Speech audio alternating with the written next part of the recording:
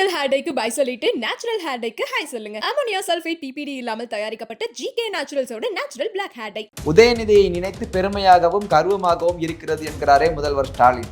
உதயநிதி அப்படி என்ன சாதித்து விட்டார்? என்னமோ வார்த்தைலாம் வருது. பல விஷயங்களில் அவர் கர்வத்துடன் நடந்து கொள்ள அளவுக்கு அவர் செய்திருக்கிறார். எந்த அளவுக்கு பெருமை என்றால் காவேரியில் கேட்டால் தான் தெரியும். இல்லைங்க, காவேரி கரையில் சொல்கிறேன். அவர்கள் எந்த டெல்டா மண் இல்லையா? நீங்கள் பாட்டில் ஏதாவது காவேரினா காவேரி ஆஸ்பத்திரிக்கு சொல்கிறேன்னு நினச்சிக்க போகிறீங்க. பாகிஸ்தான் கல்லூரிகளில் பகவத்கீதை, மகாபாரதம் உட்பட சமஸ்கிருத பாடங்கள் வைக்கப்பட்டுள்ளதாமே. லாகூர் பல்கலைக்கழகத்தில் தான் வச்சுருக்கேன்.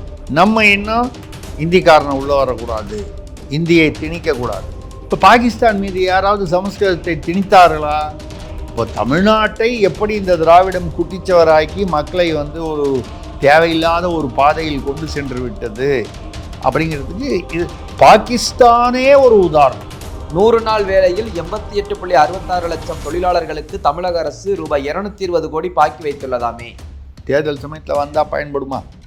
ஒரு யதார்த்தமாக ஏன் பண்ணாமல் இருக்காங்கன்னா, இந்த எம்என்ரேகா அந்த 100 நாள் திட்டத்தில் இவங்க பாதிக்கு மேலே நம்ம ஏற்கனவே பேசியிருக்கோம், அந்த ஊர்காரனே இல்லாத எவனுடைய ஆதாரெலாம் அதில் சுருகி வந்த மாதிரி கணக்கு அமைச்சு பொய் கணக்கு எழுதி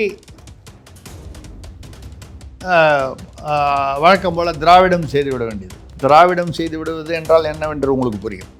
ஆட்சி முடிய போகும் நேரத்தில் மாணவர்களுக்கு 10 லட்சம் லேப்டாப் என்று திமுக அரசு அறிவித்ததன் ரகசியம் என்ன? ஏன் 2 மாதத்துக்குள்ளே இந்த 3 மாதத்துக்குள்ளே கொடுக்கறதுக்கு வரீங்க? கிட்டத்தட்ட 4.5 வருஷம், ஒரு 5 வருஷம் என்ன பண்ணீங்க? அதுவும் 3ஆம் ஆண்டு கல்லூரி இறுதி அந்த மாதிரி இருக்கிறவங்களுக்கு மட்டும் கொடுக்குறீங்க அப்படின்னால் அது வாக்குகளை அவர்களுடைய வாக்குகள் வர வேண்டும் என்பதற்காக கொடுக்குறீங்களே தவிர மாணவர்களுக்கு கல்வியில் அவர்கள் முன்னேற வேண்டும். ஆனால் கல்வியில் சிறந்த தமிழ்நாடுன்னு சொல்லி சினிமாக்காரங்களை கூப்பிட்டு நாங்கள் அழைச்சிட்டு போவேன். அந்த கல்வியில் சிறந்த தமிழ்நாடு அன்றைக்கி அறிவிச்சிருக்கலாமா? கலைஞர் கருணாநிதிக்கு பாரத ரத்னா கேட்கிறாரே தமிழச்சி தங்கப்பாண்டியன் எம்பி. இது வரைக்கும் பாரதம்ங்கிற வார்த்தையே இவங்க உச்சரிச்சது இல்லையா? மத்திய அரசுன்னு சொல்கிறத ஒன்றிய அரசுன்னு சொல்லி பேசுவாங்க. ஒன்றிய ரத்னான்னு கேட்க சொல்லுவோமா? ஒன்றிய ரத்னான்னு கேட்கலாம். பாரத ரத்னா என்பது மிக உயர்ந்த, இந்தியாவிலேயே உயர்ந்த பட்டம். அதான் அது கொடுக்கணும்னா அதுக்கு ஒரு பண்பாடு, அதுக்கு ஒரு நாகரீகம், அது ஒரு சாதனைகள் இருக்க வேண்டும். நான் என்னெல்லாம் ஒரு கால் இருக்கும், முதல்ல நாகரீகம் பண்பாடு இருக்குமா? ஏன்னா சாதனைகள்னு பார்த்தா ஒரே ஊழல் பட்டியலாக வருது.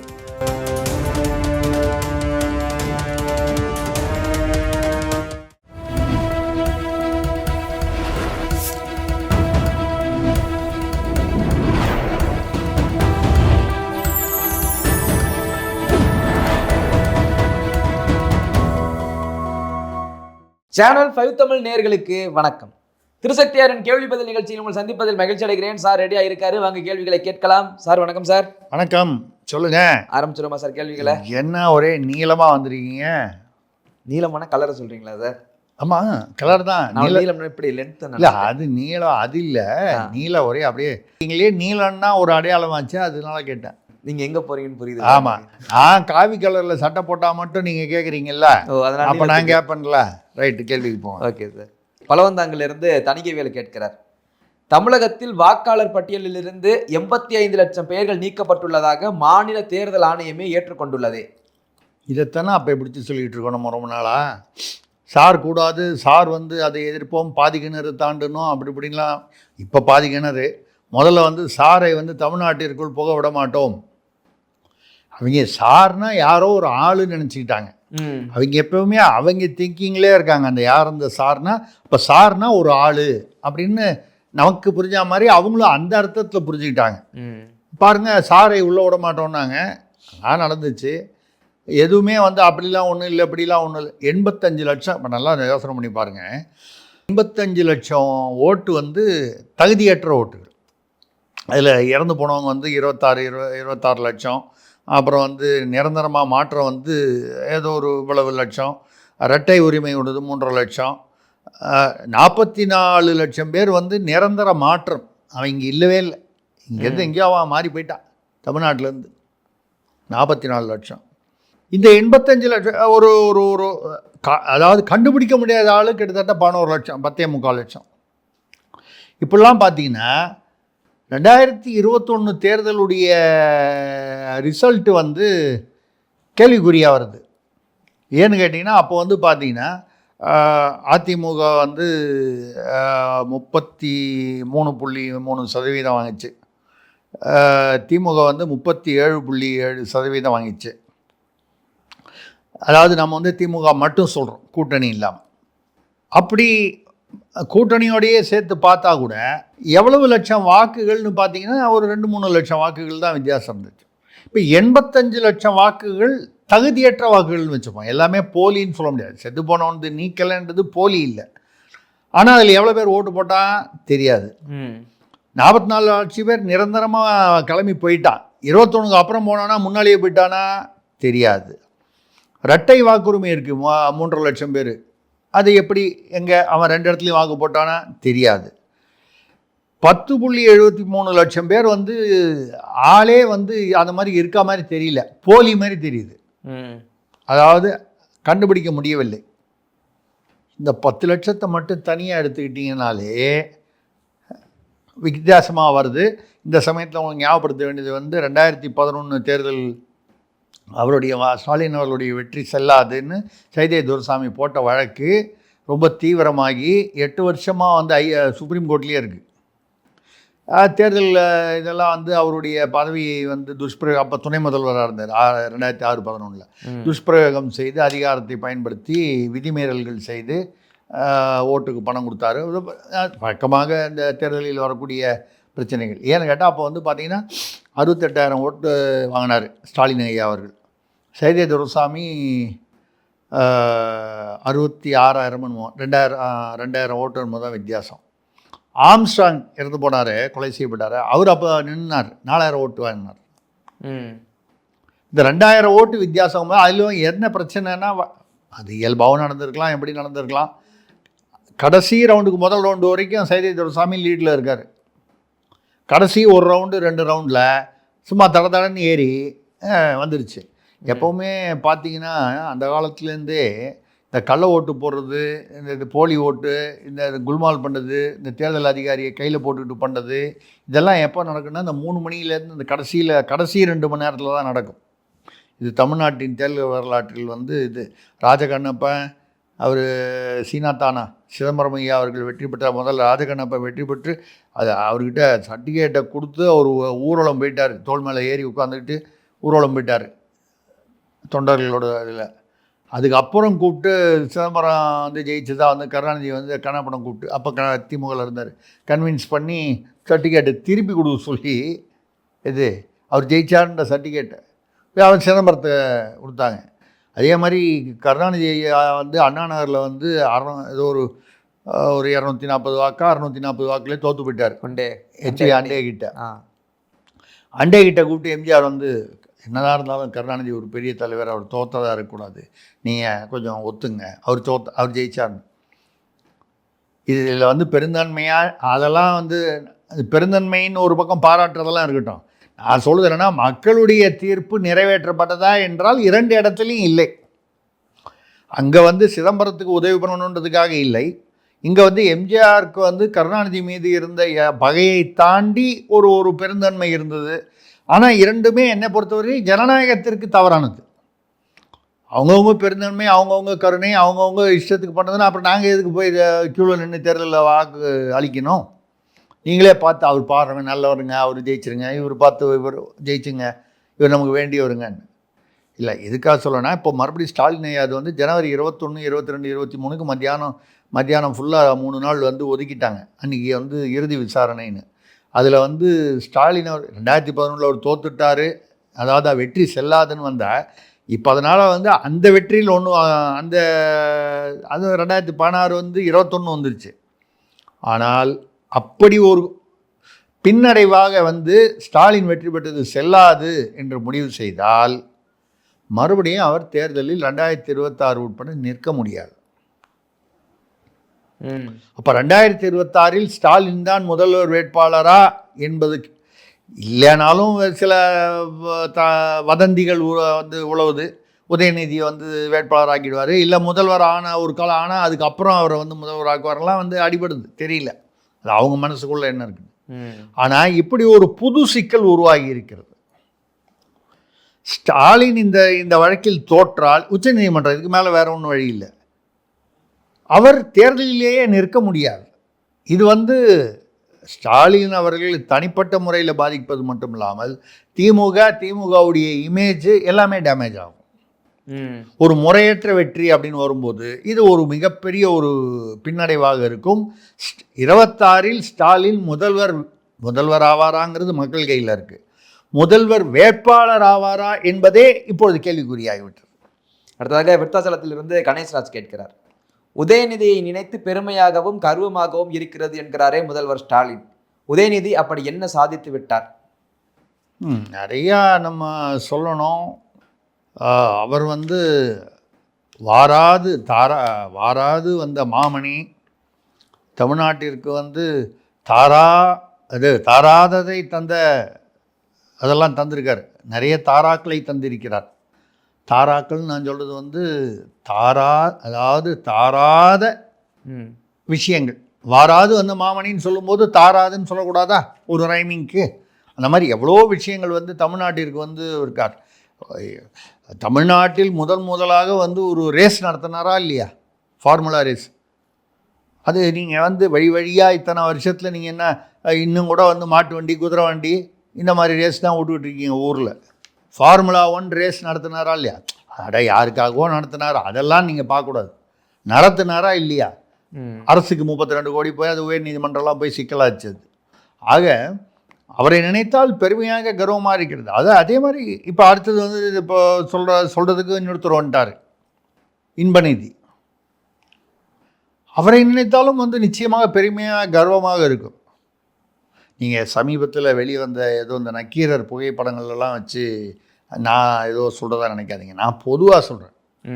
சின்ன வயதில் எப்படி சுறுசுறுப்புடன் ஒரு துடிதுடிப்புடன் இருக்கிறார் பாருங்க.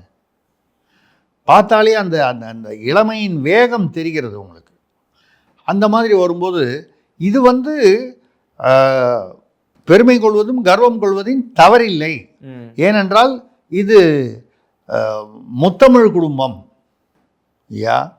இந்த எடிட்டர், உங்கள் சேனல் எடிட்டர் எழுதும்போது நான் கரெக்டாக தான் பேசியிருக்கேன். முத்தமிழ் குடும்பம் அப்படின்னா 3 தமிழ் குடும்பம்னு அர்த்தம். நீங்கள் பாட்டில் உமிழ் குடும்பம்னு தனியாக பிரித்து எழுதிட போகிறார். நான் சேர்த்து தான் பேசியிருக்கேன். முத்தமிழ், அவர் பாட்டில் உமிழ் குடும்பம் அப்படின்னு எதையாவது எந்த ஃபோட்டோவையாவது பார்த்துட்டு எழுதினார்னா நான் பொறுப்பு இல்லை, நீங்கள் தான் பொறுப்பு. ஆனால் அவர் பெருமையுடனும் கர்வத்துடன் இருப்பது ஒரு தந்தை என்ற முறையிலும் அவர் இருப்பது நியாயமானது. எவ்வளையோ விஷயங்கள் அவர் பெருமையாகவும் கர்வமாகவும் இருக்கக்கூடிய விஷயங்கள் நடந்திருக்கிறது.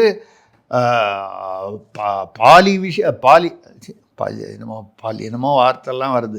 பல விஷயங்களில் அவர் கர்வத்துடன் நடந்து கொள்ள அளவுக்கு அவர் செய்திருக்கிறார். அது எந்த அளவுக்கு பெருமை என்றால் காவேரியில் கேட்டால் தான் தெரியும். இல்லைங்க, காவேரி கரையில் சொல்கிறேன். அவர்கள் எந்த டெல்டா மண் இல்லையா? நீங்கள் பாட்டில் ஏதாவது காவேரினா காவேரி ஆஸ்பத்திரி சொல்கிறேன்னு நினச்சிக்க போகிறீங்க. நான் சொல்லுது காவேரி மண் என்பது என்ன? டெல்டா மண். ஏன்னா அவர் டெல்டா. ஸ்டாலின் அவர்கள் நான் டெல்டாக்காரன் சொல்லும்போது உதயநிதி மட்டும் என்ன டெல்டாக்காரர் தானே? அப்போ காவேரி கேட்கணும் இல்லையா? அதனால் காவேரியில் கேட்டாலே தெரியுங்கிறது சொல்கிறேன். ஆக இது முத்தமிழ் குடும்பம். அதனால் பெருமைப்பட்டதில் எந்த தவறும் இல்லை. அடுத்ததாக தாம்பரத்திலிருந்து நீலாண்டன் கேட்கிறார், அரசியல் ரீதியாக கருணாநிதிக்கும் ஜெயலலிதாவுக்கும் உள்ள வித்தியாசம் என்ன? ஒரே வரியில் கூறவும். அரசியல் ரீதியாக கருணாநிதிக்கும் ஜெயலலிதாவும். ஆமாம், இல்லை வேறு பயமுறுத்துறாரு. ஒரே வரியில் கூறும். வித்தியாசம் என்ன? அரசியல் ரீதியாக தான் பேசுகிறோம் நம்ம. அப்புறம் நாளைக்கு வேறு வம்பில் மாட்டி விடக்கூடாது. அரசியல் ரீதியாகன்னு சொல்லிட்டாரு. நானும் அரசியல் ரீதியாக சொல்கிறேன். ஆணுக்கும் ஆண்மைக்கும் உள்ள வித்தியாசம் அரசியல் ரீதியாக. அரசியல் ரீதியாக ஒரு ஆணுக்கும் ஆண்மை உள்ளவருக்கும் பொது தொகுதியில் ஒரு தலித் ஏழுமலை என்பவரை நிறுத்தி வெற்றி பெற செய்தாரா? தனபால் என்ற அருந்ததியரை அனைவரும் அவர் வீட்டிலேருந்து சாப்பாடு ஏற்பாடு பண்ணாங்கன்னு சொல்லி மற்ற அதிமுக நிர்வாகிகள்லாம் அதை ஒரு முறை தவிர்த்தார்கள் என்று கேள்விப்பட்டு அவரை சபாநாயகராக்கி முதல்வர் உட்பட எதிர்க்கட்சி தலைவர் உட்பட அனைவரும் அவர் உள்ள நுழைஞ்சாத சபையில் வந்து ஏந்து நிற்கணும்னு பண்ணாரா? அப்போது இவர் கருணாநிதி ஒரு சிறந்த ஆண் என்று வைத்து கொண்டால் சிறந்த ஆண்னு எப்படி முடிவு பண்ணீங்கன்னு என்னை கேட்கக்கூடாது. அது எங்கெல்லாம் போய் கேட்கணுமோ அங்கெல்லாம் கேட்கணும். உங்களுக்கு சரியாக வந்து தெரியலன்னா வனவாசம் புஸ்தகத்தை படித்து பார்த்து தெரிஞ்சுக்கணும். நீங்கள் என்ன சும்மா சந்தேகம் கேட்டுருக்கூடாது. ஆனால் ஆண்மை உள்ளவர், ஆண்மை என்பது வந்து அது வந்து பாலின விஷயம் இல்லை. ஆண்மை என்பது நம்ம வந்து பேராண்மை அப்படின்னு சொல்லுவோம், இறையாண்மை அப்படின்னு சொல்லுவோம். அந்த இடத்துல அந்த ஆண்மை என்பது வந்து ஆளுமை என்பதனுடைய அடையாளம். அதில் ஆண் பெண் அதாவது பாலினம் வந்து வரல. ஆக அரசியல் ரீதியாக ஒரே வரியில் சொல்ல போனால் இவர் சிறந்த ஆண், அவர் சிறந்த ஆண்மையை உள்ளவர் அரசியல் ரீதியாக. அவ்வளோதான். Okay sir.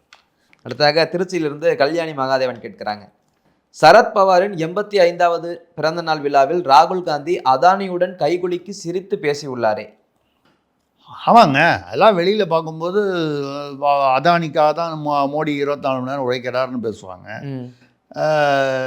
அவர் இப்போ ஆனால் வந்து ஒரு காலத்தில் சரத்பவாருடைய பிறந்த நாளைக்கு எல்லாரும் போகிறாங்க, அதானியும் வராரு. அதானி ஒரு பெரிய தொழிலதிபர். சரத்பவார் என்பவர் அவர் வந்து வெறும் அரசியல்வாதி மட்டும் இல்லை, அவருக்கு மட்டும் கிட்டத்தட்ட 90 சர்க்கரை ஆலைகள் இருக்குது. அது எப்படி அவர் பூர்வீகமாக வந்துச்சா அரசியல்வாதி வந்தப்புறம் வந்துச்சான்னு தெரில. ஆக அவரும் வந்து மிகப்பெரிய ஒரு தொழிலதிபர், அவருடைய குடும்பம். பல வகையிலும் சரத்பவார் வந்து ஒரு மூத்த அரசியல்வாதிங்கிற முறையில் கட்சி பேதம் இல்லாமல் எல்லாரும் வருவாங்க. அப்போது தொழிலதிபர்கள் வருவாங்க. அப்போது அந்த வகையில் அவர் வந்து மகாராஷ்டிரா, அதானி, பாம்பே மெயினை எல்லாம். ஏங்க தமிழ்நாட்டில் வந்து அதானி ஒழிக அம்பானி ஒழிக அப்படின்னு சொல்கிறோம். அதானிக்கு வந்து நம்ம வந்து ஸ்மார்ட் மீட்டர் கான்ட்ராக்ட் கொடுக்குறோம், அப்புறம் வந்து காட்டுப்பாக்கம் கொடுக்குறோம். கரண் அதானி வந்து அவருடைய மகன் வந்து மாப்பிள்ளையை வந்து தனியாக வந்து பார்த்துட்டு போகிறாரு. அப்புறம் அம்பானி ஒழிகன்னு சொல்கிறோம். ஆனால் இப்போ ஜியோ ஹாட்ஸ்டார் அவன் 4000 கோடி போட்டு தமிழ்நாட்டில் சினிமா எடுக்கணும், சீரியல் எடுக்கணும்னா அதுக்கு தமிழ்நாடு அரசோடு வந்து புரிஞ்ச எம்ஓயு போடுறாங்க. அரசு இதில் 5 பைசா படம் போட போகிறதில்ல, அரசுக்கு பணத்தை இவங்ககிட்ட கொடுக்க போகிறதில்ல. அவன் படம் போட்டு அவன் ரொம்ப வருஷமாக எடுத்துக்கிட்டு தான் இருக்கான். என்ன தென்னாட்டில் 12,000 கோடி போடுறான், இல்லை 4,000 கோடி தமிழ்நாட்டில் போடுறான். ஏன்னால் இப்போ தென்னாட்டிலிருந்து வரக்கூடிய, அது தென்னாட்டிலேருந்து தான் தமிழகத்திலிருந்து இல்லை, உண்மையில் சொல்லப்போனால் கன்னட தெலுங்கு படங்கள் தான் இப்போ போடுன்னு போடுது இந்தியா முழுக்க, பேன் இந்தியாவில். இந்த காந்தாரா, பாகுபலி, கேஜிஎஃப், புஷ்பா 1, 2 இப்படிலாம் வந்து பார்த்திங்கன்னா கன்னட தெலுங்கு படங்கள் வந்து 1000 கோடிகளில் வந்து வியாபாரம் பண்ணுது. எனக்கு தெரிஞ்சு தமிழ்நாட்டிலேருந்து ஒரு படமும் போகலை அந்த அளவுக்கு. தமிழ்நாட்டு மக்கள் இன்னும் கட் அவுட்லேயே இங்கேயே இருக்காங்க. இந்த கட் அவுட்டை தாண்டி போனால் தானே. அதனால் வந்து அவர்கள் வந்து மசாலா படங்கள், அந்த படம்லாம் நானும் பார்த்தேன் சிலது. என்னால் 1/2 மணி நேரத்துக்கு மேலே பார்க்க முடியல. ஆனால் இது எப்படி ஆல் இண்டியா லெவலில் இவ்வளோ ஓடுதுன்னு எனக்கு வந்து புரியல. நான் நல்ல கருத்துள்ள கதையுள்ள படங்களாக வந்து சின்ன பட்ஜெட் படங்களாக இருந்தாலும் பார்ப்பேன். இந்த படத்தை பார்த்தா வந்து இதுக்கு என்ன இவ்வளோ பெரிய பில்டப்னு. ஆனால் மக்கள் விரும்புகிறார்கள், அது வந்து ஒன்றும் பண்ண முடியாது. அவர் என்ன கேட்டார், அதானி. அப்போது நீங்கள் அம்பானி ஒழிக அப்படின்னு சொல்லிட்டு ஜியோ ஹாட்ஸ்டாரோட புரிந்து உணர்வு, அதானி ஒழிகன்னு காட்டுப்பாக்கத்தில் ஸ்மார்ட் மீட்டரை போடலாம். ராகுல் காந்திக்கு அந்த உரிமை இல்லையா? திராவிடத்திற்கு அந்த உரிமை இருக்கும் பொழுது ராகுல் காந்தி அங்கேயே இருக்கார், வடநாட்டிலே இருக்கார். அதானி அம்பானி மூலமாக அம்பானி அதானியை வளர்த்து விட்டது யார்? முந்த்ரா துறைமுகம் வந்து முதலாக அதானியை வந்து ஒரு பெரிய தொழிலதிபராக வெளிப்படுத்திய டீல் வந்து முந்த்ரா அப்படின்னு ஒரு துறைமுகம். இந்த துறைமுகம் எந்த பீரியடில் கொடுக்கப்பட்டது? மத்திய அரசு, காங்கிரஸ் வந்து மத்திய அரசில் இருந்தபோது தான் கொடுக்கப்பட்டது. துறைமுகம் கொடுக்கணுன்னா மத்திய அரசோட கண்ட்ரோல். அதானிக்கு வந்து கொடுக்கப்பட்டது எப்போ? அதான் திருபாய் அம்பானி பெரிய அளவில் வளர்ந்தது எப்போ? இந்திரா காந்தி பீரியடில். ஆக அதானியையும் அம்பானியையும் வளர்த்தது முழுக்க காங்கிரஸ். ஆனால் அவர்கள் ஒரு அளவுக்கு மேல் வளர்ந்த பிறகு யார் மத்திய அரசில் அமர்ந்தாலும் அதானி அம்பானியின் தயவில்லாமல் ஆட்சி நடத்த முடியாது. ரெண்டாவது அவன் எக்கச்சக்கமாக சேர்த்துட்டான், அதில் வந்து 4 தொழில் ஆரம்பிக்க வச்சா நாட்டுக்கு நன்மை வரும்னு நினைக்கிறதுல தப்பில்லை. அதாவது சாதாரணமாக இருக்கிறவனை வந்து இப்போ பல கோடிகள் அவனை வந்து சம்பாதிக்க விட்டது காங்கிரஸ். அதை தொடர்ந்து பயன்படுத்தி கொண்டு வர்றது அதுக்கப்புறம் வந்த அரசுகள். விபி சிங் அரசில் வந்திருக்கு, சந்திரசேகர் அரசில் அவங்க வளர்ந்துருக்காங்க, மோடி அரசிலும் வந்து அவர்களை பயன்படுத்தி கொண்டிருக்கிறார்கள். நம்ம ஊரில் இங்கே கடைக்கோடி தமிழ்நாடு இங்கே இருக்குது, இங்கே வந்து நம்ம திட்டுன்னு அவங்கள திட்டிட்டு அதானி அம்பானின்னு சொல்லிட்டு நம்ம வந்து அவங்க கூட கை கொடுக்கலாம், ரகசியமாக திட்டங்கள் போடலாம். அப்புறம் வந்து ராகுலை நம்ம சொல்லக்கூடாது. ராகுல் சந்தித்தார் என்றால் மரியாதை நிமித்தம் அதானியை வந்து அவர் வந்து கை குலுக்கியிருப்பார், ஏதோ 5 நிமிடங்கள் பேசியிருப்பார், தவறில்லை. அடுத்ததாக திருவள்ளூர்லேருந்து வீரராகவன் கேட்கிறார், பாகிஸ்தான் கல்லூரிகளில் பகவத்கீதை, மகாபாரதம் உட்பட சமஸ்கிருத பாடங்கள் வைக்கப்பட்டுள்ளதாமே? பாகிஸ்தானில் ஆமாம், சமஸ்கிருத பாடம் லாகூர் பல்கலைக்கழகத்தில் தான் வச்சுருக்காங்க. அதில் மகாபாரதம் வச்சுருக்காங்க, பகவத்கீதை, அதாவது உள்ளிட்ட பகவத்கீதை போன்ற சமஸ்கிருத காரியங்கள். சமஸ்கிருதத்தை ஒரு மொழியாக அங்கீகரித்து லாகூரின் வரலாற்றை பார்த்தீர்கள்னா, ராமனுடைய மகன் லவன் குஜன் அப்படின்னு ராமருக்கும் சீதாவுக்கும் பிறந்த இந்த லவன் ஆண்ட ஊர் தான் லாகூர். நான் சொல்லலை, வரலாற்றில் இருக்கு. லவன் ராமருக்கு அப்புறம் லவனும் குஜனும் ஏதோ ஒரு ஆண்டிருப்பாங்க ஒரு சில நிலங்களை. லவன் ஆண்ட ஊர் பேர் வந்து லாகூர் அப்படின்னு ஒரு தகவல் உண்டு. இப்போ லாகூரில் அது வைக்கிறாங்க. இப்போ கூட பார்த்தீங்கன்னா உத்தரப்பிரதேசத்தில் பள்ளிகளில் வந்து 4000 திவ்ய பிரபந்தம், தமிழில் உள்ள 4000 திவ்ய பிரபந்தம் ஆழ்வார்கள் எழுதியது தமிழ்நாட்டில். அது எங்கே? உத்தரப்பிரதேசத்தில் சொல்லிக் கொடுக்குறாங்க, ஸ்கூல் பசங்கள்லாம் பாட வைக்கிறாங்க 4000 திவ்ய பிரபந்தம். இப்படி வந்து பார்த்தீங்கன்னா அது வந்து ஏன் வந்து இதுக்கு ஒரு பின்னால் ஒரு இது என்ன இருக்குன்னா, சமஸ்கிருத இலக்கணத்தை எழுதி, இப்போ தமிழ் இலக்கணத்தை எழுதியவர் வந்து அகத்தியர், அதுக்கப்புறம் தொல்காப்பியர்னு சொல்கிறோம் தமிழில். சமஸ்கிருத இலக்கணத்தை வந்து இப்போ நூலை எழுதியவர் பாணினி என்பவர். அவர் பிறந்தது இந்த லாகூர் பகுதியில். அப்போ இந்தியா என்பது பிரிவுபடாமல் இருந்ததுனால இந்த பாணினி அவர்கள் பிறந்த ஊர். அப்போ அந்த சமஸ்கிருதத்தை அவர்கள் அதோடைய இதை புரிந்து கொண்டு, மகத்துவத்தை புரிந்து கொண்டு, இன்றைக்கி இந்தியா பாகிஸ்தான் இவ்வளோ தகராறு இருந்தாலும் சமஸ்கிருதத்தை பாடத்தை வச்சு, சமஸ்கிருதானதுனால சொல்ல, மகாபாரதம் ஒரு காவியம், பகவத்கீதை, இதுலேருந்து பகவத்கீதையை பார்த்து ஐரோப்பா அமெரிக்காலேயே வந்து இது மிகப்பெரிய தத்துவ நூல்னு சொல்லி ஒத்துக்கும் போது பாகிஸ்தான் இவ்வளோ தூரம் ஒரு இஸ்லாமிய நாடாக இருந்து ஒத்துக்கிறாங்க. அதாவது இதில் நம்ம ஆழ்வார்களில் வரும்போது இங்கே தான் வந்து தமிழ்நாட்டில் தான் வந்து இது சும்மா வந்து இந்த ஜாதிகளுக்குள்ளே ஏற்பாடு இது பண்ணி விட்டாங்க. திருப்பானாழ்வார்னு ஒருத்தர் இருந்தார், நம்ம பேசியிருக்கோம், ஒரு பட்டியலினத்தை சேர்ந்தவர், அந்த காலத்தில் தலித்து ஹரிஜன்னு சொல்லக்கூடியவர். அவர் வந்து குளத்தங்கரையில் குளிச்சிக்கிட்டு இருக்காரு. ஒரு லோகசாரங்கர்னு அவர் வந்து பிராமணர், அவர் சாமியார், இவர் ஆழ்வார், அவர் சாமியார், அவர் வெறும் சாமியார், இவர் வந்து புலவரும் கூட. திருப்பானாழ்வார் வந்து குளிச்சுக்கிட்டு இருக்காரு. அவர் அங்கேருந்து அந்த குளத்தங்கரையிலேருந்து அந்த கோபுரத்தை பார்க்கணுன்னு அப்படி பார்க்கும்போது கரெக்டாக குறுக்கு நின்றுட்டுருக்காரு, நவர மாட்டேன்றார். பாட்டுன்னு என்ன பண்ணால் ஒரு கல் எடுத்து போட்டார் திருப்பானாழ்வார் மேலே. இங்கே நெட்டியில் அடிபட்டுருச்சு, ரத்தம் வந்துடுச்சு. அவர் விட்டுட்டார். அவர் வந்து மாற்றுத்திறனாளி வேறு திருப்பானாழ்வார்.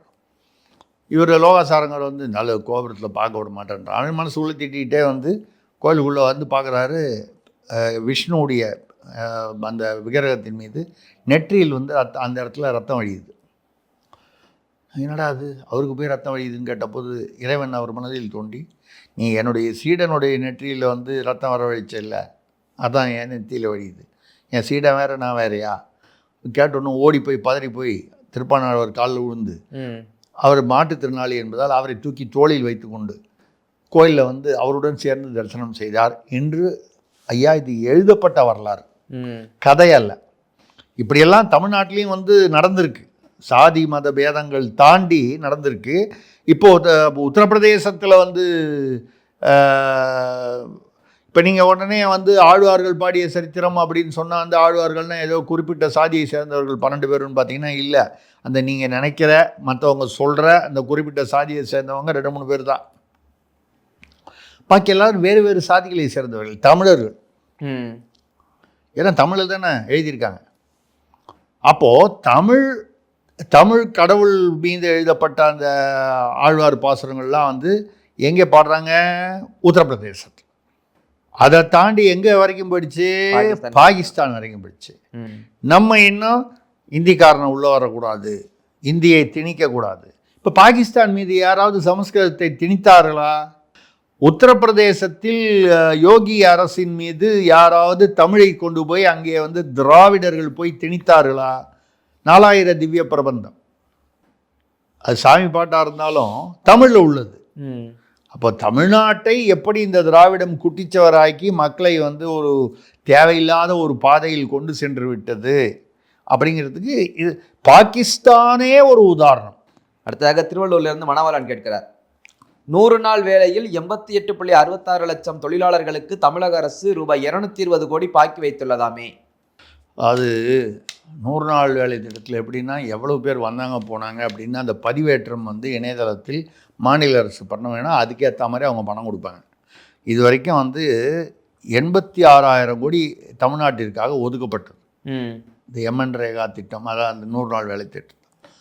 அதில் 68,000 கோடியை ஆல்ரெடி விடுவிச்சிட்டாங்க. நீங்கள் பதிவேற்ற ஏற்ற இதில் ஏன் வந்து இவங்க இப்போ நீங்கள் வந்து 220 கோடி வந்து இன்னும் பாக்கி இருக்குது பணம், இவங்க ஏன் கிளைம் பண்ணாமல் இருக்காங்க? தேர்தல் சமயத்தில் வந்தால் பயன்படுமா? ஒரு யதார்த்தமாக ஏன் பண்ணாமல் இருக்காங்கன்னா, இந்த எம்என் ரேகா அந்த 100 நாள் திட்டத்தில் இவங்க பாதிக்கு மேலே அந்த நம்ம ஏற்கனவே பேசியிருக்கோம், அந்த ஊர்காரனே இல்லாத எவனுடைய ஆதார்லாம் அதில் சுருகி வந்த மாதிரி கணக்கு அமைச்சு பொய் கணக்கு எழுதி வழக்கம் போல் திராவிடம் செய்து விட வேண்டியது. திராவிடம் செய்து விடுவது என்றால் என்னவென்று உங்களுக்கு புரியும். திராவிடம் செய்து விட வேண்டியது. இப்படி செய்யும்போது நாங்கள் இருங்க, அவசரப்படாதீங்க, 4 இடத்துல ஆதார் கார்டு வாங்கி அதெல்லாம் செட்டப் பண்ணி தானேங்க பதிவேற்றம் பண்ண முடியும். அவசரப்பட்டால் முடியுமா? இதனால தாமதம்.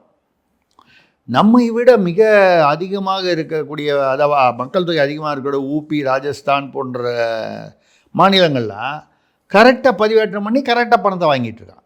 அவனுக்கு என்ன வந்து ஒதுக்கப்பட்டிருக்கிறதோ அது அவனுடைய இதுவோ அது என்னவோ வாங்கிட்டு இருக்கான்.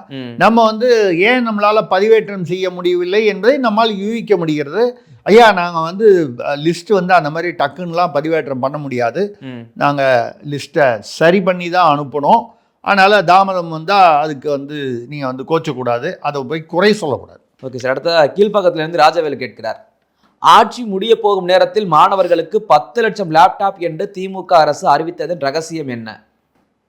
மாணவர்கள் அறிவிச்சிருக்காங்க. அதாவது ஜெயலலிதா இருக்கும்போது அவங்க வந்து லேப்டாப் அறிவிச்சாங்க முதல்ல. 12ஆம் முடிக்க எல்லாத்துக்கும் 10ஆம் கிளாஸ் 12ஆம் கிளாஸ் படிக்கிறவங்களுக்கு பண்ணாங்க.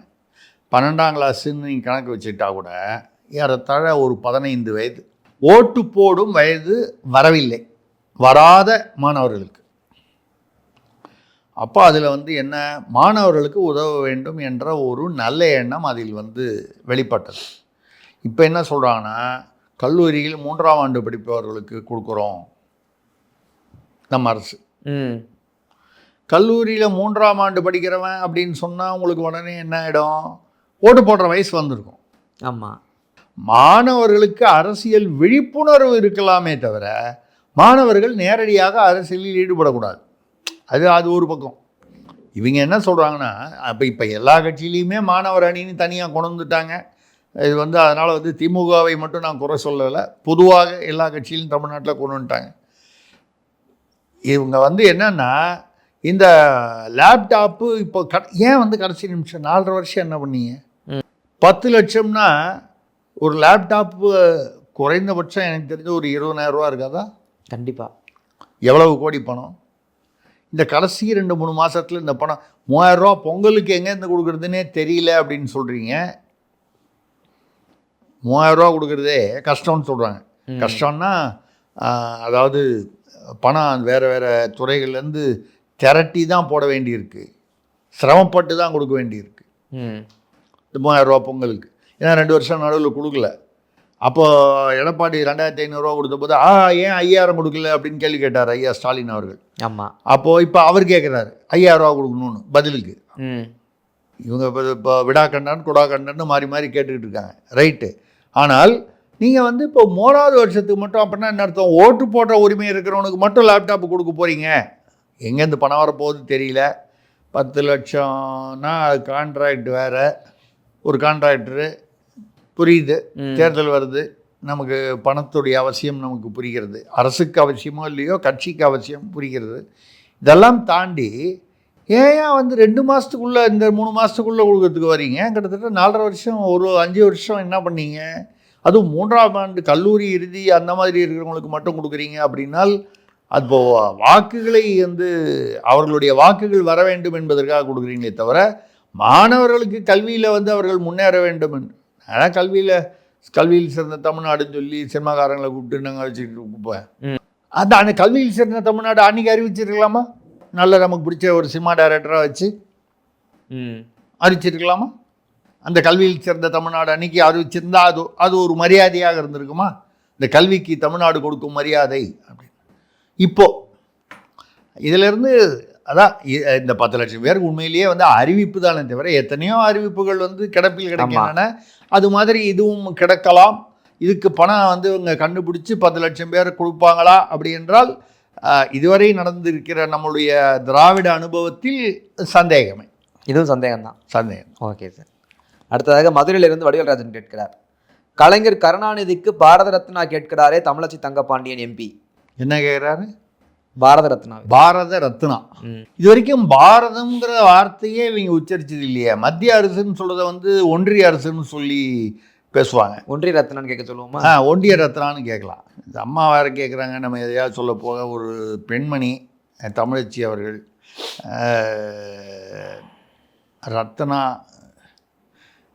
ரத்னானா நான் மாந்தோப்பில் நின்றிருந்தேன் அவன் மாம்பழம் வேண்டும் என்றான். எங்கள் வீட்டு பிள்ளையில் ஒரு 2வது கோழை எம்ஜிஆருக்கு வந்து கதாநாயகியாக வருவாங்க ஒரு நடிகை.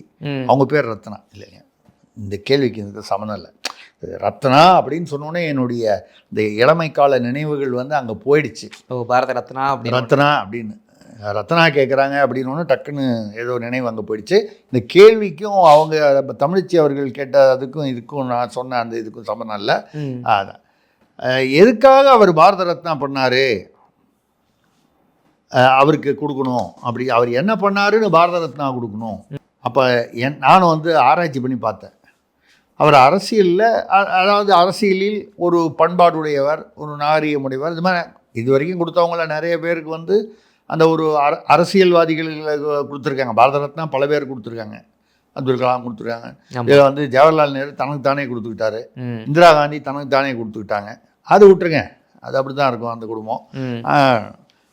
மற்றவங்களுக்கு கொடுத்ததுல வந்து நிறைய நமக்கு தெரிஞ்ச பாரத ரத்னா என்பது மிக உயர்ந்த, இந்தியாவிலேயே உயர்ந்த பட்டம். அதான் அது கொடுக்கணுன்னா அதுக்கு ஒரு பண்பாடு, அதுக்கு ஒரு நாகரிகம், அது ஒரு சாதனைகள் இருக்க வேண்டும். நான் வந்து என்னெல்லாம் ஒரு கால் இருக்கும், முதல்ல நாகரிகம் பண்பாடு இருக்குமா? ஏன்னா சாதனைகள்னு பார்த்தா ஒரே ஊழல் பட்டியலாக வருது. கூவத்தில் ஆரம்பித்து சர்க்காரியால் ஆரம்பிச்சு அதுக்காக பாரத ரத்னா கொடுக்குறதுன்னா அது நமக்கு ஏதோ சரியாக பண்ணலை. வேற வந்து என்ன ஒரு நாகரிகம் பண்பாடு உள்ளவர் அப்படின்னா சும்மா எடுத்து பார்த்தேன் அவர் என்னெல்லாம் யாரெல்லாம் சொல்லியிருக்காருன்னு. கொஞ்சம் லிஸ்ட்டு பெருசாக இருக்கும், மன்னிக்கணும். பருவ பெண்களின் தோளில் கை போட்டு வரும் காந்தி, நேருவோ மனைவியை இழந்தவர், சிரிமாவோ பண்டாரநாயகாவோ கணவரை இழந்தவர், 2 மணி நேரம் என்ன பேசி கொண்டிருந்தார்கள் என்று தெரியாது, காஷ்மீரத்து பாப்பாத்தி இந்திரா, வெளிநாட்டுக்காரி வெளிநாட்டுக்காரியை மணந்த பொஃபோர்ஸ் ராஜீவ் காந்தி, அவரோட தான். ஆனால் வந்து எவ்வளோ வருஷம் அவங்க கூட கூட்டணியில் இருந்தாங்க. சாணான், மரமேறி, பனையேறி, எருமை தோழன், காண்டாமிருக தோழன், அண்டங்கா கட்டை பீடி காமராசர், பாவாடை நாடா அனந்தநாயகி, கருப்பன் கருத்திருமன், ஐஸ் ஃப்ரூட் சம்பத், வழிப்போக்கன் வாழப்பாடி, மூளைக்கோளாறு மூப்பனார், செவிடன் ஜீவா, நொண்டி ராமூர்த்தி கம்யூனிஸ்ட் ராமூர்த்தி, காவடி கல்யாண சுந்தரம் கம்யூனிஸ்ட்டு, மலையாளி கோமாளி கூத்தாடி எம்ஜிஆர், பண்டாரம் வாஜ்பாய், அந்த பண்டாரத்தோட ஒரு 5 வருஷம் நம்ம கூட்டணியில் வேற இருந்தோம், ஆக்டோபஸ் மோடி, இன்னொரு இடத்துல வந்து மிகச்சிறந்த மிக நல்லவர் மோடின்னு தனியாக தலையங்கம் முரசொலியில் எழுதுனது காப்பி நான் வச்சுருக்கேன். அது ஆனால் ஒரு சமயத்தில் ஆக்டோ, காந்தாரி கௌதாரி சூர்பனகை ஜெயலலிதா, செல்லா காசு ஓபிஎஸ், அவசர குடுக்கை, வாய்க்கொழுப்பு, மரம் வெட்டி ராமதாஸ், பாவம் அவர் தான் வந்து திமுகவோட கூட்டணி பேசிகிட்டு இருக்காரு. இதயத்தில் ஈரமில்லா இத்தாலிக்காரி சோனியா, போதை நடிகர் விஜயகாந்த், தரகர் தா பாண்டியன், வேடதாரி ஜி ராமகிருஷ்ணன் கம்யூனிஸ்ட்டு, மந்த புத்தி திருமாவளவன். ஐயோ, கேட்குறதுக்கே கஷ்டமாக இருக்குது. மந்த புத்தி திருமாவளவன் பேசுனது யார்? கருணாநிதி. வேலி தாண்டிய வெள்ளாடு குஷ்பு, ஈவேராவை ஏமாற்றிய புறம்போக்கு வீரமணி. ஈவேராவை ஏமாற்றிய புறம்போக்கு வீரமணி. ஏன்னா அந்த சமயத்தில் போய் அவர் ஜெயலலிதாட்ட போய் சமூக நீதி போராடிய வீராங்கனை போய் அங்கே போயிட்டார். அதுக்காக கள்ளத்தோணி வைகோ, பகவான் ராமாயணத்து ராமன் குடிகாரன், இந்து என்றாலே திருடன், கன்னியாஸ்திரிகள் அனைவரும் கற்புக்கரசிகள் அல்ல. சிறுபான்மையினருக்கு மிகவும் நம்ம பாதுகாப்பாக இருக்கமே, அந்த கருணாநிதி சொல்லியிருக்காரு. கன்னியாஸ்திரிகள் என்றாலே கற்புக்கரசிகள் அல்ல. அப்புறம் தாடி உள்ள இஸ்லாமியர் எல்லாரும் பயங்கரவாதிகள், கருணாநிதி சொல்லியிருக்காரு. இதெல்லாம் ஆவணங்கள் இருக்கு. கலாம் என்றாலே கலகம், அவரையும் அப்துல் கலாம். இவருக்கு பாரத ரத்னா கொடுக்கணுமா வேணாமா? கொடுத்தே ஆகணும் போலயே. கொடுத்தே ஆகணும். இவ்வளோ பேரை வந்து இப்படி சொல்லியிருக்காரு. பாரதத்தில் யாரையுமே அவர் விட்டு வைக்கல. அந்த காந்தியில் ஆரம்பித்து அப்துல் கலாம் வரைக்கும், இப்போ திருமாவளவன் வரைக்கும் சொல்லியிருக்காரு. அப்படி இருக்கும்பொழுது இவருக்கு பாரத ரத்னா கட்டாயம் கொடுக்க வேண்டும். ஆனால் நானும் இதை வந்து தமிழ்ச்சி தங்கபாண்டியன் அவருடைய கோரிக்கையை நான் முன்மொழிகிறேன். ஆனால் ஒரே ஒரு விண்ணப்பம் எனக்கு, அப்படி கொடுக்கும்போது நான் படித்ததெல்லாம் அறிவித்து இதுக்காக தான் அவருக்கு கொடுக்குறோன்றதை தயவு பண்ணி சொல்லணும். அப்போ தான் மக்களுக்கு புரியும்.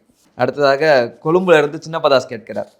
2 மாதங்களுக்கு முன்பு திருசக்தியார் காதோடு நிகழ்ச்சியில் சொன்ன ஏலக்காய் எஸ்டேட் விவகாரம் உண்மையாகி இப்போது இடி விசாரணையில் திமுக நகராட்சி பெண் தலைவர் சிக்கி உள்ளாரே. திருசக்தியார் ஜோதிடரா அல்லது இடி உளவாளியா? நம்மளை ஏதோ ஒரு பண்ணிடுறது முடிவு பண்ணிட்டாங்க. ஜோதிடர்னா கூட கொஞ்சம் ஏதோ ஒரு மாதிரி ஜோதிடர்னா கட்டம் இப்படி இருக்குது சொல்லலாம், கௌரவமாக இருக்குது. ஏதோ கொஞ்சம் அட்லீஸ்ட் ஏதோ ஜோதிடம்னா அது ஒரு கலை. நான் ஈடி உளவாளியான்னு, நம்ம ஈடி உளவாளியும் இல்லை, மோடி உளவாளியும் இல்லை.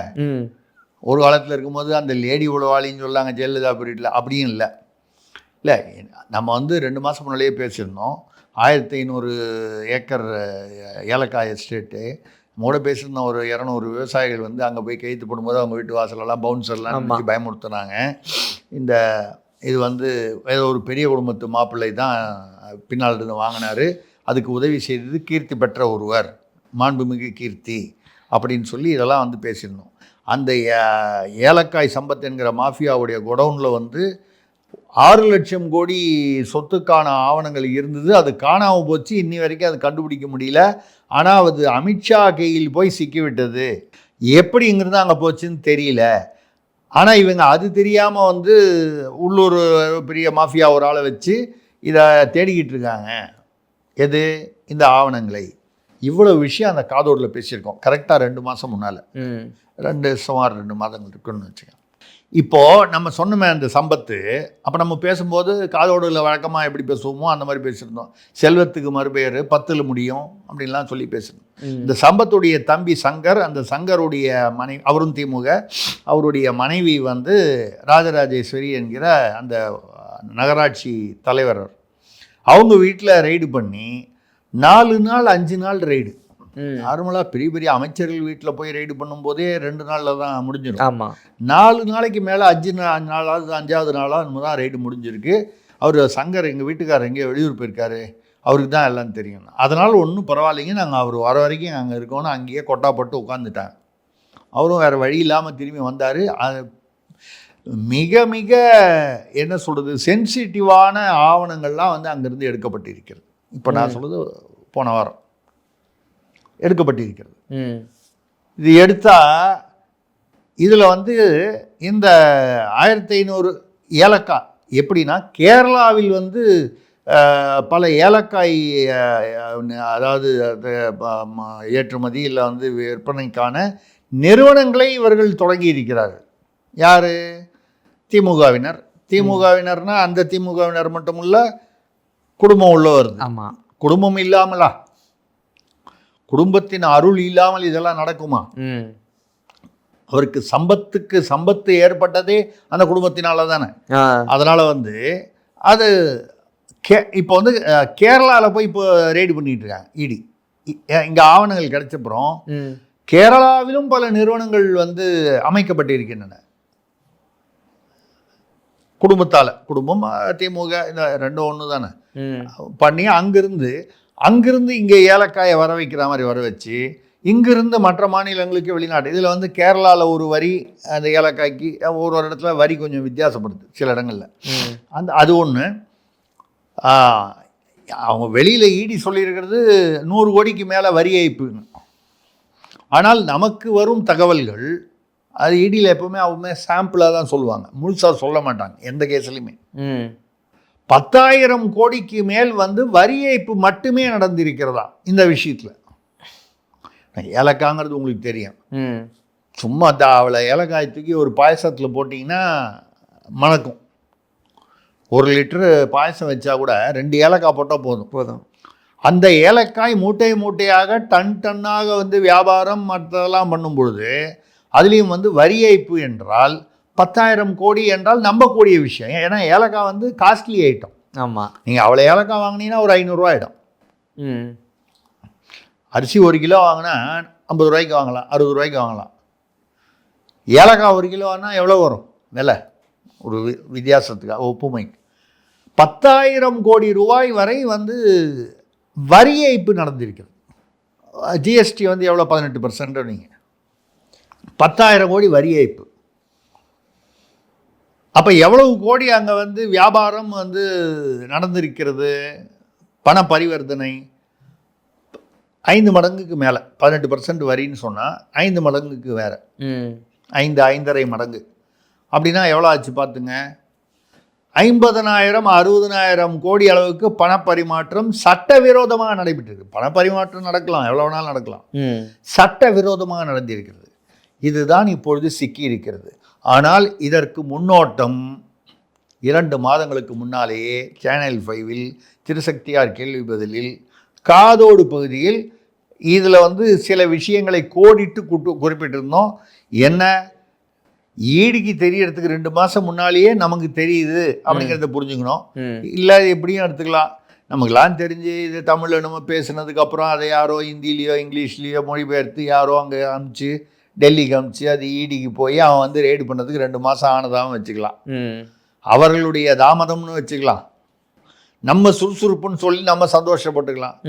யாரோ வந்து பெருமையோடும் கர்வத்தோடனும் வந்து பேசிக்கிறாங்க. நம்ம வந்து பெருமையோடனும் கர்வத்தோடனும் பேசிக்கொள்ளலாமே.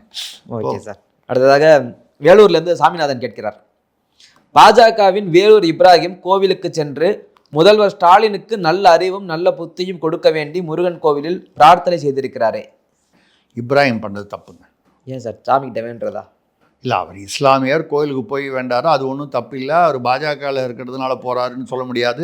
நம்ம செஞ்சி மஸ்தான் அவர்கள் திமுகவில் இருந்து கொண்டு பல கோயில்களுக்கு போய் ஸ்டாலின் அவர்களுடைய நட்சத்திரம் ராசி சொல்லி சங்கல்பம் செய்து பூஜையெல்லாம் செய்து விட்டு வந்த வீடியோலாம் பார்த்துருக்கோம். ஸோ அதனால் இஸ்லாமியர் வந்து இந்து கோயிலுக்கு போகக்கூடாதுன்னு நம்ம சொல்ல மாட்டோம். நம்ம மத நல்லிணக்கத்தில் அது பாஜகவாக இருந்தாலும் சரி திமுகவாக இருந்தாலும் சரி அது பற்றி நம்ம ஒரு கடவுள்கிட்ட கேட்கும்போது கடவுளால் எது வந்து நடக்க முடியும், நடக்கிறதுக்கு வாய்ப்பு இருக்குன்னு தெரிஞ்சு கேட்கணும்.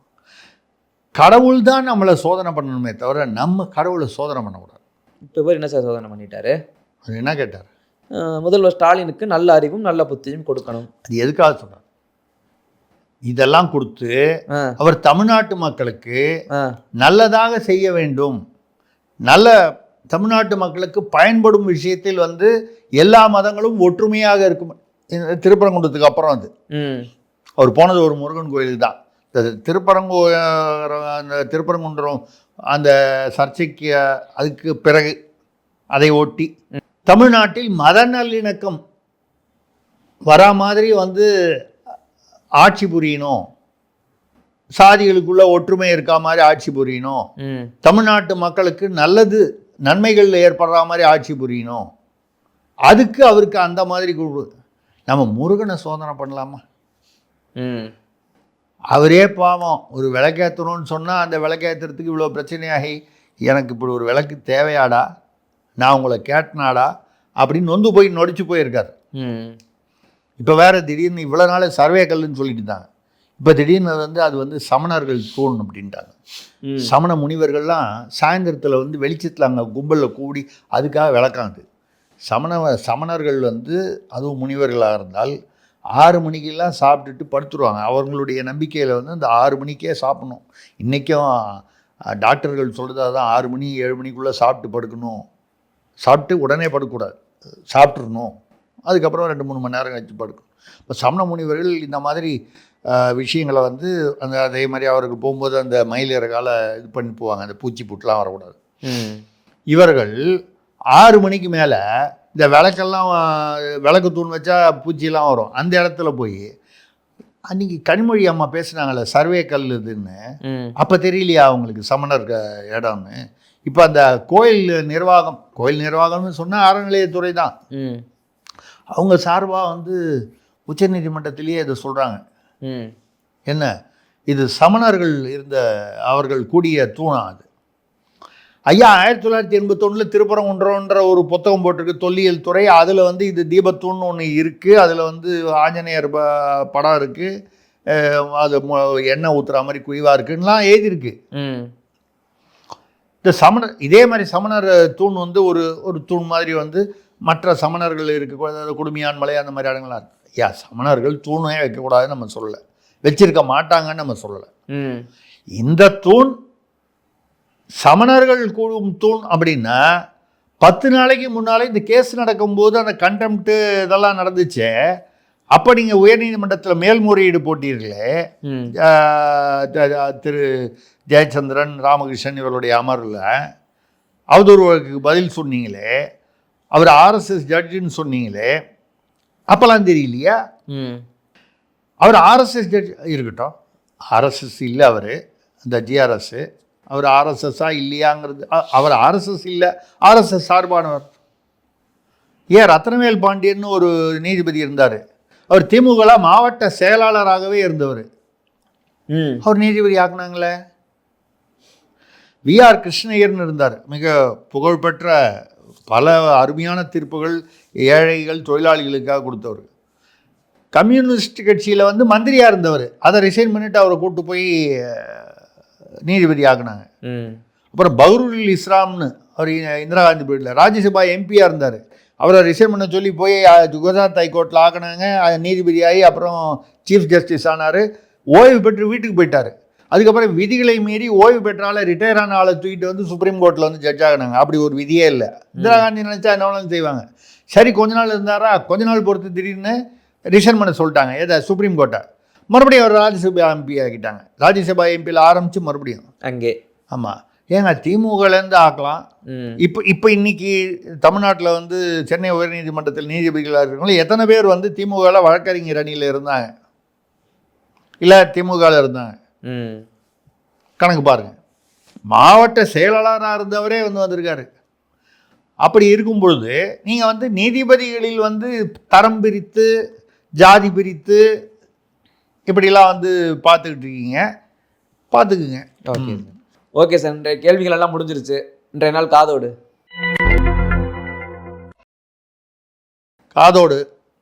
ஒரே ஒரு நாள் காதோடு ஏதோ அன்றைக்கி கொஞ்சம் ரொம்ப நீளமாக போச்சு, அதனால் வேண்டான்னு சொல்லி விட்டுட்டோம். எல்லோரும் வந்து காதோடு எங்கன்னு கமெண்ட் பாக்ஸில் வந்து கொஞ்சம் விட்டா நம்ம காதை கடிச்சிருப்பாங்க போல இருக்குது. அப்போ காதை கடிச்சிருப்பாங்கன்னு சொன்னோன்னே உடனே உங்களுக்கு தாவேக ஞாபகம் தான், நான் பொறுப்பு இல்லை. ஒரு தொண்டர் வந்து போலீஸ்காரரை கடிச்சு விட்டார். அதுக்கப்புறம் ஒரு யூடியூப்பில் பேசும்போது ஒரு நிர்வாகி என்னமோ நந்தகுமாரா என்னமோ அவர் பேசும்போது இந்த காதை கடித்த விஷயத்தை பற்றி அந்த நெறியாளர் கேட்க போக அவர் கோபத்தில் எழுந்து போய் நெறியாளரை வந்து ஆங்காங்கு 4-5 இடத்துல கடிச்சு விட்டார். இது வீடியோவில் வந்துச்சு, பார்த்துங்க. நான் வந்து உங்களை காதை கடிப்பேன்னு பயமுறுத்தலை. நான் சொல்கிறது வந்து கெஸ்ட்டுக்கிட்ட பார்த்து கேள்வி கேட்கும்போது பத்திரமா கேளுங்க. காது பத்திரம் எல்லாரும் என்ன மாதிரி சாதுவாக இருப்பாங்கன்னு எதிர்பார்க்க முடியாது. அதனால் காதோடு நம்ம ரைட்டு. இப்போ நம்ம இப்போ தான் வந்து பேசணும் அந்த ஏலக்காய் எஸ்டேட்டை பற்றி. ஆமாம், அங்கே அந்த ரெய்டு நடக்கும்போது இங்கே வந்து சென்னையில் வந்து ஒரு ரிஃபெக்ஸ்னு ஒரு கம்பெனி, ஒரு தொழிற்சாலை கம்பெனி, அவர்கள் பல வியாபாரங்களில் இருக்கிறார்கள். ஒன்றுக்கொன்று திடீர்னு எலக்ட்ரிக் வாகனங்கள் அதுலேயும் இருக்காங்க, வேறு இதுலேயும் மல்டிமீடியாவில் இருக்காங்க. ஒன்றுக்கொன்று தொடர்பில்லாத பல வியாபாரங்களில் ஒரு என்ன சொல்கிறது, அனில் ஜெயின் என்பவர், அவருடைய குடும்பம் தான் அதில் வந்து ஓனர். இங்கே பல கோடி, பல 100 கோடி இல்லை வந்து வியாபாரம் வந்து வரி ஏய்ப்பு நடந்திருக்கிறது அப்படின்னு சொல்லி இன்கம் டேக்ஸ் வருமான வரித்துறை ரெய்டு, இடி ரெய்டுங்கிறது வேறு, வருமான வரித்துறைங்கிறது வேறு ஒரு கோணத்தில் வருது. இந்த ரெஃபெக்ட்ஸ்ன்னு பெருசாக வந்து நடந்தது. உள்ளுக்குள்ளேருந்து எடுத்த வந்து விஷயங்கள்லாம் எடுத்து பார்த்தா இந்த விஷயங்கள் வந்து இப்போது இன்கம் டேக்ஸு, அதாவது வருமான வரித்துறை வந்து இதை இடியிடம் வந்து ரெஃபர் செய்கிறதாம். வருமான வரியை நீங்கள் கட்டாமல் ஏமாற்றி வருமானத்தை மறைத்திருந்தால் வருமான வரித்துறை, அதை தாண்டி ஹவாலா அல்லது வேறு விதமான சொத்து பண பரிமாற்றம் பரிவர்த்தனை நடந்திருந்தால் இடி. உள்ள வித்தியாசத்துக்காக சொல்கிறோம். நம்ம இவங்க பார்த்துட்டு இது வருமான வரி மட்டும் ஏமாத்தலை, இடி உள்ள நுழைவதற்கான நிறைய முகாந்திரங்கள் இருக்கின்றன அப்படின்னு சொல்லி அங்கே அமைச்சிருக்காங்க. இது ஒரு பெரிய செய்தியா? எத்தனையோ தொழில் குழுமங்கள் எவ்வளவோ வந்து இந்த மாதிரி பண்ணி அந்த வரியை எங்கே போகுது கரங்கள் அப்படின்னு சொன்னால் ஒரு குடும்பத்தின் மாப்பிள்ளையை நோக்கி கரங்கள் நீளுகின்றன. அந்த மாப்பிள்ளையோட பணம் இந்த ரெஃபெக்ஸில் வந்து நிறைய வந்து உள்ள வந்திருக்கு. இதற்கான வருமான வரித்துறை போகும்போது எல்லாத்தையும் தானே அள்ளி எடுத்துகிட்டு போவான். இதுவும் வந்து இப்பொழுது கிட்டி இருக்கிறது. இந்த பக்கம் ரெஃபெக்ஸு, அங்கே ஏலக்காய் எஸ்டேட்டு, அதுலேயே 10,000 கோடி வரி ஏய்ப்பு, அது ஜிஎஸ்டி வரி ஏய்ப்பு. இங்கே வந்ததுன்னா இப்போது இவ்வளோ நாள் வந்து மாப்பிள்ளை வந்து ஒரு ஒரு ஒரு மத்திய ஒன்றிய அரசில் உள்ள பாஜகவுடன் ஒரு அண்டர்ஸ்டாண்டிங்கில் இருந்தார். ஓரளவுக்கு தன்னுடைய உறவை வந்து நல்லுறவை வைத்து கொண்டிருந்தார். ஆனால் என்ன காரணத்தினாலோ இப்பொழுது அந்த பக்கம் ஏலக்காய் எஸ்டேட்டு நம்ம பேசி 2 மாதம் கழிச்சுன்னா கூட இன்றைக்கி ஒரு நாள் நடந்துருச்சு. இந்த பக்கம் வந்து நம்ம சில தகவல் பேரில் பேசுகிறோம், ஆனால் வந்து அவங்க ஆவணங்கள் ஆதாரங்களை தேடி அதெல்லாம் கிடைச்சது, பிரைமா ஃபேசி எவிடன்ஸ் கிடைச்சதுக்கப்புறம் தான் உள்ளே வருவாங்க. நம்மளை மாதிரி டப்புன்னு வந்து ஏதோ பேசுகிறதுக்கான விஷயம் இல்லை. இடியோ மற்றவங்களோ உள்ளே வரும்போது இங்கே வந்து ரிஃபெக்ட்ஸு இது சொல்லும்போது என்ன சொல்கிறாங்கன்னா, மாப்பிள்ளை ஏதோ நல்லுறவில் தான் இருப்பதாக கனவு கொண்டிருந்தார். ஆனால் மாப்பிள்ளையை குறிவைக்கும் மத்திய அரசு, மாப்பிள்ளை தெளிவாக குறிவைக்கப்படுகிறார். மாப்பிள்ளையை முடக்கினால் பண நடமாட்டம், பண பரிவர்த்தனை தேர்தலில் முடக்கப்படும். அதே மாதிரி கணக்கில் தான் செந்தில் பாலாஜியை சுற்றி பிடிகள் எருகி வருகின்றன அங்கங்கே பார்க்குறோம். இப்போ சமீபத்தில் கூட செய்திகள். அப்போது இந்த பண நடமாட்டம் புழக்கத்தை வந்து முடக்கினால் திமுகவுடைய பலத்தையே முடக்கி விடுவதாக கணக்கு அப்படிங்கிற அரசியல் ரீதியாகவும் எடுத்துக்கலாம். இல்லை இடியோ வருமான வரித்துறையோ அவர்கள் கடமையை செய்கிறார்கள் என்று கொண்டாலும் தவறில்லை. ஆக மாப்பிள்ளையை குறிவைக்கும் மத்திய அரசு. இதுதான் வந்து இன்னைக்கு காதோடு. ஓகே சார், என்னால் காதோடு மருமே மக்களின் கேள்விகளுக்கான பதிலும் மருமே. அடுத்த ஒரு நேரம் சந்திப்போம். நன்றி. நன்றி, வணக்கம்.